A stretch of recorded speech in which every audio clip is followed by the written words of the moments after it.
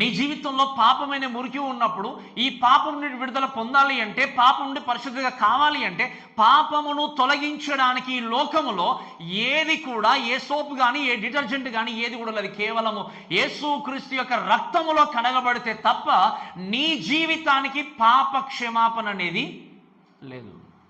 ఈరోజు మీరు వినండి ప్రేమైన దేవుని, అందుకే నేను చాలా జాగ్రత్తగా చెప్తాను. ఈ విషయం ఏంటి అంటే, మనందరము కూడా ఈ యొక్క రక్తము ద్వారా చేసింది ఏంటి, చూసింది ఏంటి అంటే, మనము క్షమాపణ పొందుకొని దేవుని సన్నిధిలో నిలబడ్డాము. ఈరోజు అందుకే నేను చెప్తాను చాలాసార్లు, యేసుక్రీస్తు యొక్క రక్తమును విలువలేనిదిగా చూసే వ్యక్తి నిజంగా క్రైస్తవుడు కాదు. యేసుక్రీస్తు యొక్క రక్తాన్ని గురించి జ్ఞాపకము చేసుకునే వ్యక్తి క్రైస్తవుడు కాదు. అందుకే మనం ప్రభు వాళ్ళ గురించి మాట్లాడినప్పుడు ఏం జ్ఞాపకం చేసుకుంటాం చెప్పండి? ఏం జ్ఞాపకం చేసుకుంటాము?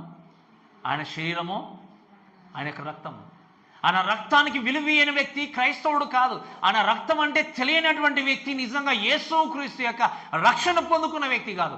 ఈరోజు నీవు నేను కూడా దేవుని యొక్క సన్నిధానంలో ఖచ్చితంగా పరలోకం వెళ్ళగలము అన్నటువంటి నిరీక్షణ కలిగి ఉన్నాం. దానికి కారణం ఏంటి అంటే, the blood of Jesus can cleanse your all kind of since.